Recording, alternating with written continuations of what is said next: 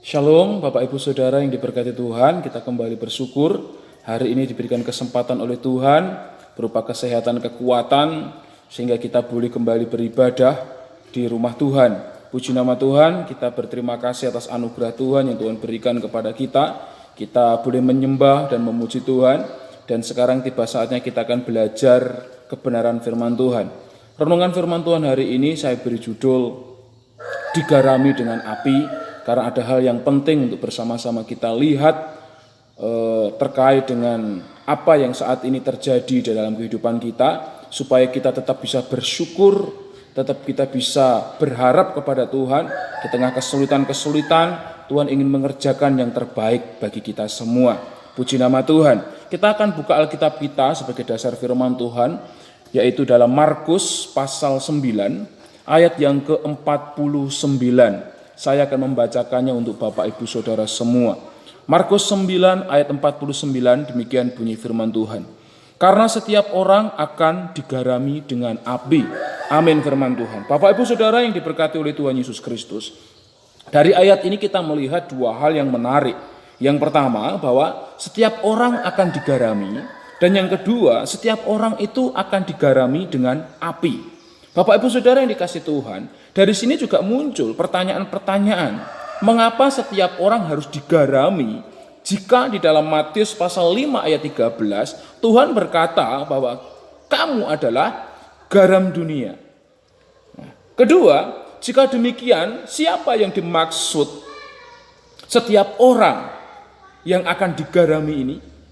Dan yang ketiga juga muncul pertanyaan, mengapa digarami dengan api dan bukan digarami dengan garam? Yang keempat, apakah api dapat menggantikan fungsi garam? Dan yang kelima, kira-kira relevansinya bagi kita itu apa? Dari firman Tuhan ini, dari ayat ini. Untuk melihatnya, kita akan bersama-sama melihat tentang bagaimana situasi penulisan Injil Markus sendiri. Injil Markus ditulis oleh Yohanes Markus, yang memiliki kesempatan berhubungan pelayanan baik dengan Paulus, dengan Barnabas maupun dengan Petrus. Markus memperoleh isi Injilnya dari Petrus, sehingga Markus pun menjadi penulis Petrus. Ketika Petrus menulis suratnya di surat 1 Petrus dan seterusnya, kita melihat bersama-sama Petrus memiliki kelemahan di dalam menulis, sehingga Markus menjadi penulis daripada Petrus. Kalau kita bersama-sama perhatikan, Markus bukan termasuk daripada 12 murid Tuhan Yesus. Tetapi Markus merupakan penulis pertama dari 4 Injil sinoptik, sebelum Matius, sebelum Lukas, maupun sebelum Yohanes. Markus menulis Injil ini di kota Roma, ditujukan kepada orang-orang Romawi yang telah menjadi percaya atau menjadi Kristen sekitar tahun 50 sampai 60 Masehi, di mana orang percaya atau orang Kristen saat itu diperlakukan sangat kejam oleh masyarakat, dan banyak diantaranya disiksa bahkan dibunuh di bawah pemerintahan Kaisar Nero. Nah, selaku seorang pemimpin gereja di Roma, Markus digerakkan oleh Roh Kudus untuk menulis Injil sebagai antisipasi yang bersifat nubuat dan tanggapan penggembalaan terhadap penganiayaan yang terjadi dan dialami oleh gereja pada saat itu. Sehingga di sini kita boleh menyimpulkan bila gereja mengalami aniaya adalah sebuah fakta yang harus diterima dengan ucapan syukur. Karena aniaya adalah salah satu proses pemurnian yang harus terjadi. Kita boleh berdoa agar terbebas dari aniaya atau kesulitan atau penderitaan. Tetapi jika aniaya itu datang, sebagai gereja kita harus siap sedia dan tidak lari daripada panggilan Tuhan. Yang kedua, terkait dengan relasi teks Markus pasal 9 ayat 49, ini berdiri dalam konteks perikop siapa yang menyesatkan orang tentang garam, kalau kita membaca judul perikopnya di situ. Ya, pandangan umum tentang garam dalam Alkitab adalah sebagai kebutuhan pokok untuk hidup. dan mineral yang dipakai sejak zaman kuno. Ya, dalam banyak budaya, garam berfungsi sebagai penyedap rasa, bahan pengawet, disinfektan, bahan persembahan seremonial, dan alat tukar. Kalau kita melihat di dalam Bilangan pasal 18 ayat 19, Imamat 2 ayat 13, 2 Tawarik 13 ayat 5, garam dipakai sebagai alat perjanjian, sehingga ada istilah yang disebutkan dalam perjanjian lama yaitu perjanjian garam. Kalau kita kemudian melihat dalam 2 Raja-Raja pasal 2 ayat 18 sampai dengan ke-22, garam dipakai untuk memperbaiki air yang sebelumnya air itu buruk, kemudian ketika ditaburi garam menjadi air yang baik, yang bisa dikonsumsi. Di dalam Yehezkiel 16 ayat 4, garam dipakai untuk menggosok badan bayi yang baru lahir. Ada penafsir yang mengatakan itu sebagai sebuah tindakan medis untuk membersihkan dan menguatkan kulit bayi. Tetapi ada juga yang menafsirkan bahwa pada saat itu orang percaya bahwa dengan mengoleskan garam ke dalam tubuh bayi, itu dapat mengusir roh-roh jahat atau menolak roh-roh jahat yang akan datang kepada bayi. Itu cuma kepercayaan dari kebudayaan yang ada. Di dalam Hakim-Hakim pasal 9 ayat 45, ketika Abimelek menduduki kota Sikem, Abimelek juga kemudian menaburkan garam di puing-puing kota Sikem. Kita tidak tahu apa tujuan utamanya, tetapi beberapa penafsir mengatakan sebagai pembuang sial dan menolak bala yang ada. Tapi lebih daripada itu kita melihat fungsinya garam. Namun selain garam berfungsi untuk hal-hal yang baik, tetapi garam juga berfungsi untuk lambang ketidaksuburan. Hal itu tertulis di dalam Ulangan 29 ayat 23, ayat 39 ayat 6, Yeremia 17 ayat 6, Sefanya 2 ayat 9, garam diidentikan dengan ketidaksuburan. Oleh karena itu lepas dari apapun fungsi garam di dalam Alkitab, ketika Tuhan Yesus menyatakan kamu adalah garam dunia, di dalam Matius pasal 15 ayat 13, Tuhan ingin supaya gereja Tuhan itu mampu menunjukkan fungsinya, bukan sekedar posisinya. Gereja dapat lebih menunjukkan kegunaannya dari sekadar bentuknya. Di dalam hal ini Bapak Ibu Saudara, kadangkala kita sebagai orang Kristen cukup bangga dengan menjadi Kristen tanpa kita tahu secara pasti bagaimana iman Kristen. Mengapa percaya kepada Yesus Kristus itu selamat? Bagaimana dengan yang lain? Kita kadangkala tidak mau peduli tentang bagaimana pertumbuhan iman kita. Kita sekedar puas menjadi Kristen, kemudian karena kita puas menjadi Kristen, kita sibuk membangun gereja kita dengan megah, dengan mewah, tanpa mempedulikan isinya. Apakah benar gereja tadi benar memiliki sebuah kedewasaan, memiliki sebuah fungsi yang benar, fungsi yang berkenan kepada Tuhan. Garam tanpa rasa asin itu sama dengan air tanpa basah. Juga gula tanpa rasa manis. Demikian juga gereja tanpa fungsi kasih hanya akan menjadi seperti garam yang tawar, seperti yang tertulis di dalam ayat yang ke-50. Karena itu Bapak Ibu Saudara yang diberkati Tuhan Yesus Kristus, ketika kita melihat garam di sini, kita lebih cenderung bagaimana kita melihat fungsinya. Pada dewasa ini kalau kita bersama-sama perhatikan, kurang garam juga tidak baik bagi tubuh kita. Tetapi kelebihan garam juga tidak baik.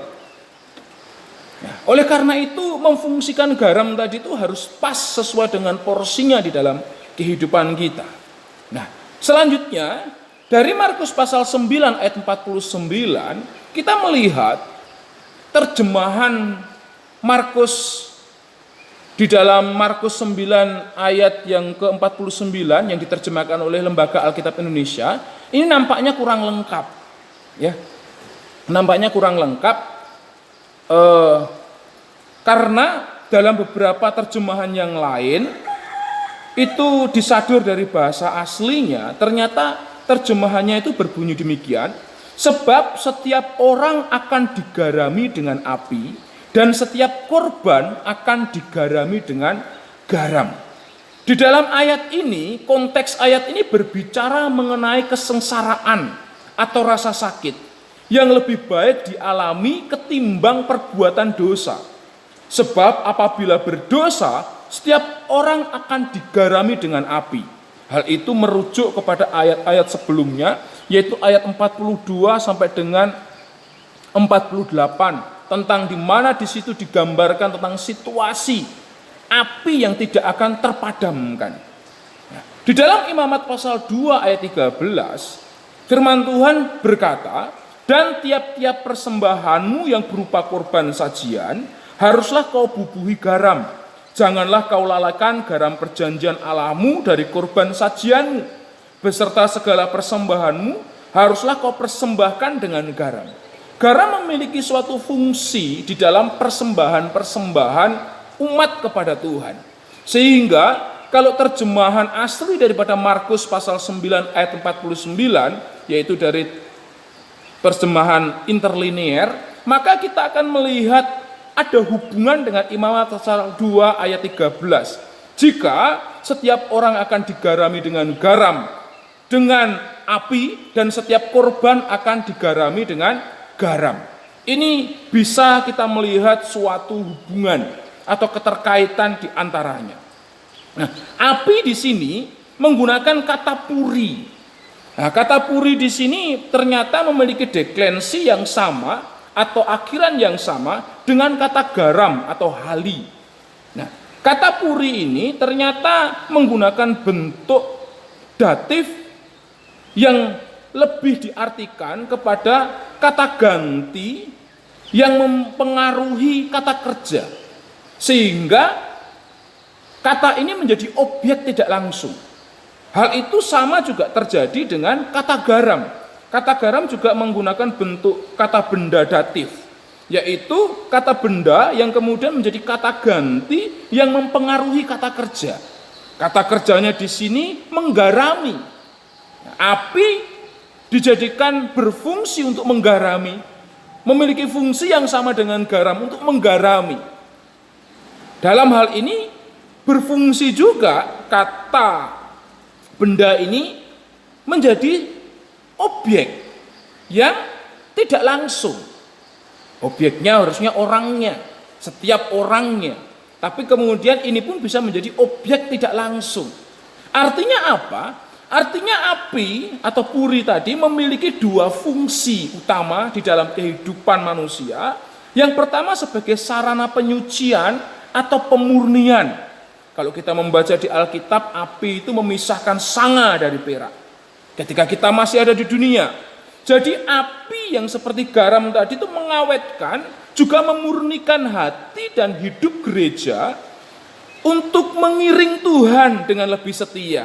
Ketika ada jalan yang ditempuh oleh gereja Tuhan itu keliru, api tadi akan berfungsi untuk memurnikan, mengembalikan. Jadi kalau saya gambarkan api tadi itu sebagai kesulitan-kesulitan, sebagai persoalan-persoalan, sebagai sebuah kesengsaraan atau sakit penyakit yang saat ini kita alami ketika kita menjadi anak Tuhan, itu harus menjadi sebuah teguran untuk kembali mengiring atau mengingatkan kita supaya kita memiliki suatu pengiringan yang benar kepada Tuhan. Nah, selain api tadi berfungsi sebagai penyucian atau pemurnian, api juga berfungsi atau bermakna sebagai sarana yang menghanguskan atau membinasakan, seperti yang dikutip di dalam Markus pasal ayat yang pasal 9 ayat yang ke 44, 46 ya, dan 48 di situ, Bapak Ibu Saudara yang dikasihi Tuhan. Itu berbicara tentang api yang membinasakan, api yang kemudian membuat manusia itu binasa selama-lamanya di neraka. Di sini Bapak Ibu Saudara, kata kuncinya bagi kita semua, bagi gereja Tuhan, bahwa setiap gereja harus dimurnikan selama dia ada di dalam dunia ini. Dimurnikan selama ada dalam dunia ini ketika dia tidak dimurnikan dan tidak berhasil dimurnikan karena kehidupan dalam tanda kutip manusia atau juga gereja Tuhan yang ngaku orang Kristen ini tadi tidak benar-benar menjalankan iman Kristennya, maka tempatnya bukan lagi tempat di sorga bersama dengan Tuhan, tetapi seperti yang ditulis di dalam ayat 44, 46, dan 48. Di mana di tempat itu ulatnya tidak akan mati dan apinya tidak akan padam. Dan itu 3 kali dituliskan di dalam perikop ini. Bapak Ibu Saudara yang dikasih Tuhan, kemudian ketika kita menghubungkan ayat ini dengan konteks perikop, siapa yang menyesatkan orang tentang garam, maka digarami dengan api ini menjadi sebuah tuntutan untuk saudara dan saya sebagai gereja Tuhan, menjadi suatu tuntutan untuk saudara dan saya sebagai umat Tuhan, menjadi tuntutan untuk saudara dan saya sebagai anak-anak Tuhan. Untuk apa? Yang pertama, supaya kita semua memiliki kemurnian di dalam pengajaran. Hal itu tertulis dalam ayat yang ke-42. Firman Tuhan berkata, barang siapa menyesatkan salah satu dari anak-anak kecil yang percaya ini, lebih baik baginya jika sebuah batu kilangan diikatkan pada lehernya, lalu ia dibuang ke dalam laut. Hal ini berbicara tentang menyesatkan. Jangan menyesatkan, jangan menjatuhkan, jangan membuat suatu skandalistik. Jemaat harus terbangun dalam ajaran firman Tuhan, bukan pengalaman dan kesaksian seseorang. Jemaat harus mampu untuk mengawasi setiap ajaran. Bahkan hamba Tuhan juga harus mengetahui ajarannya. Apakah ajaran itu menyesatkan atau tidak? Awasilah ajaranmu. 1 Timotius 4 ayat yang ke-16. Kemudian setiap kita tidak boleh menafsirkan firman Tuhan dengan kehendak kita sendiri. Dalam 2 Petrus pasal 1 ayat 20 sampai 21. Karena setiap orang yang berbicara atas nama Allah itu harus ada dorongan Roh Kudus. Ada juga disiplin-disiplin ilmu yang harus bersama-sama kita pelajari. Bapak Ibu Saudara, kita harus memikirkan ini. Kenapa ada, maaf kata, pendeta sampai punya gelar doktor teologi dan lain sebagainya. Sementara kalau berkhotbah, kadangkala orang tidak perlu gelar-gelar seperti itu pun bisa berkhotbah. Artinya firman Tuhan ini tidak hanya sekedar kita baca kemudian langsung kita tafsirkan sembarangan. Tujuannya supaya apa? Supaya pengajaran yang kita ajarkan ini jangan sampai menyimpang, jangan sampai salah. Supaya ada kemurnian di dalam pengajaran tadi sesuai dengan tuntunan Alkitab. Karena setiap teks di dalam Alkitab itu berdiri dalam konteksnya masing-masing, dalam situasi, dalam zaman yang berbeda-beda. Sehingga tidak bisa kita tafsirkan menurut kehendak dan keinginan kita sendiri. Bapak Ibu Saudara yang dikasih Tuhan, akhir-akhir ini dalam masa-masa yang sulit, banyak sekali penafsir-penafsir yang kemudian mengajak orang berdebat tentang teori-teori teologi dan lain sebagainya. Yang kadang-kala menyimpang daripada hal-hal yang prinsip di dalam Alkitab. Dan saudara dan saya sebagai jemaat Tuhan harus waspada, harus menjaga kemurnian pengajaran kita.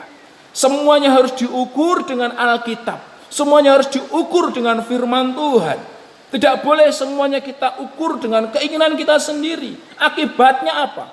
Terjadi banyak penyimpangan dan jemaat bisa dibingungkan. Saudara dan saya pun bisa dibingungkan. Supaya saudara dan saya tidak bingung, mari saya ajak untuk memiliki kemurnian pengajaran. Kita mulai kembali lagi ingat, rajin membaca firman Tuhan. Amin. Rajin membaca Alkitab. Dengarkan firman Tuhan yang benar-benar firman Tuhan, bukan kesaksian-kesaksian semata. Kalau ada pendeta berkhotbah, saudara bawa Alkitab saudara. Jangan sampai nanti pendetanya ngutip ayatnya ternyata nggak ada di Alkitab, saudara. Ini sering terjadi. Oleh karena itu bawa Alkitab. Kalau saudara punya handphone, ya bawa handphone saudara yang diisi Alkitab. Dengarkan firman Tuhan baik-baik dan kemudian cocokkan setiap ayat yang disampaikan oleh hamba Tuhan tersebut.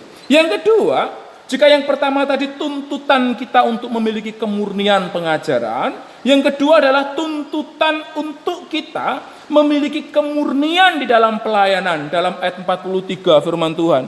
Dan jika tanganmu menyesatkan engkau, penggalah, karena lebih baik engkau masuk ke dalam hidup dengan tangan kudung daripada dengan utuh kedua tanganmu dibuang ke dalam neraka, ke dalam api yang tak terpadamkan.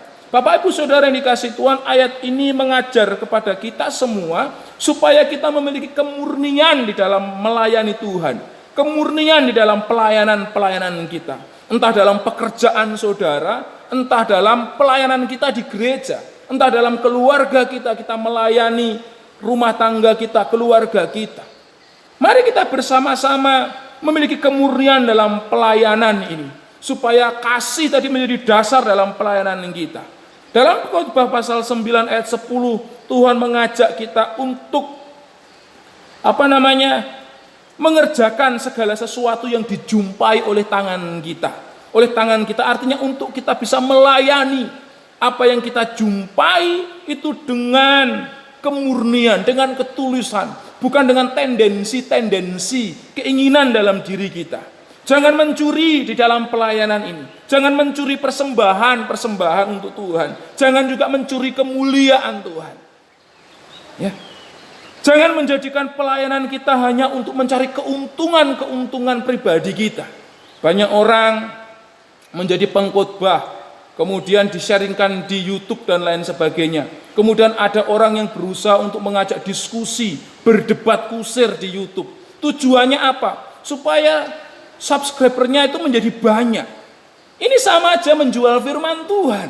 Saya mau katakan, kita jangan sampai menjadi orang yang menjadikan pelayanan itu hanya untuk mencari keuntungan pribadi kita. Kalau kita hanya sekedar mencari keuntungan pribadi kita, maka kita akan kehilangan kemurnian di dalam pelayanan kita. Layani Tuhan dengan tulus, layani keluarga kita dengan tulus, layani di mana saudara bekerja itu dengan tulus di perusahaan saudara, supaya kita semua mendapatkan ganjaran daripada Tuhan, yaitu berkat-berkat dari Tuhan, berkat kedamaian, berkat kesejahteraan, berkat ketenangan, berkat kesehatan. Kalaupun Tuhan memberikan kepada kita berkat secara materi, itu adalah bonus yang Tuhan berikan kepada saudara yang perlu disyukuri juga. Yang ketiga, terkait dengan ayat tadi itu, digarami dengan api, adalah tuntutan untuk kita memiliki kemurnian dalam penginjilan.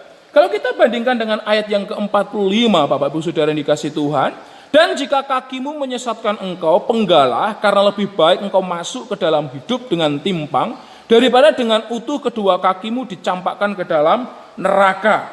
Amin, firman Tuhan. Kalau kita membandingkan dalam Efesus pasal 6 ayat 15, kaki kita ini harus berkasutkan kerelaan untuk apa? Memberitakan Injil. Jadi apapun profesi saudara, apapun pekerjaan saudara, saudara dan saya memiliki tugas yang sama untuk apa? Memberitakan Injil, menjadi penginjil atau melakukan penginjilan. Lah melakukan penginjilan itu harus memiliki kemurnian. Karena kalau tidak, maka penginjilan kita tadi hanya untuk mencari sekali lagi keuntungan pribadi kita sendiri.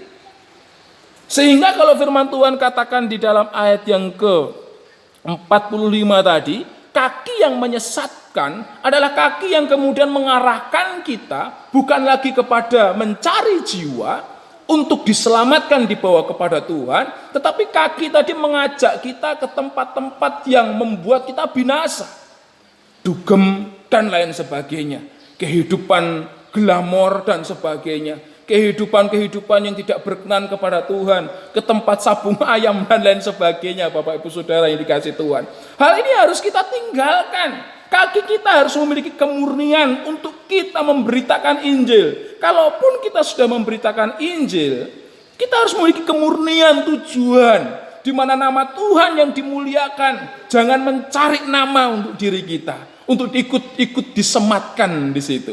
Dan yang terakhir, Bapak Ibu Saudara dikasihi Tuhan, digarami dengan api, itu ternyata adalah tuntutan untuk kita memiliki kemurnian keinginan kita. Dalam ayat 47 firman Tuhan katakan, dan jika matamu menyesatkan engkau, cungkilah, karena lebih baik engkau masuk ke dalam kerajaan Allah dengan mata satu, daripada dengan bermata dua dicampakkan ke dalam neraka.